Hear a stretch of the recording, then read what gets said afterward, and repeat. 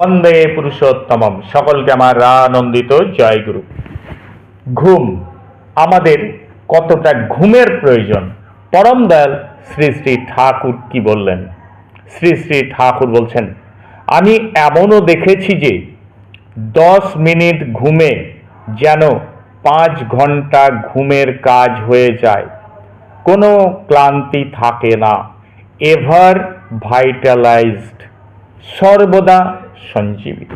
অবশ্য নাম ধ্যান যাজন যত বাড়ানো যায় ততই এরকম হয়। একদিনে এটা হয় না, তবে ইচ্ছা করলেই ধীরে ধীরে ঘুম কমানো যায়।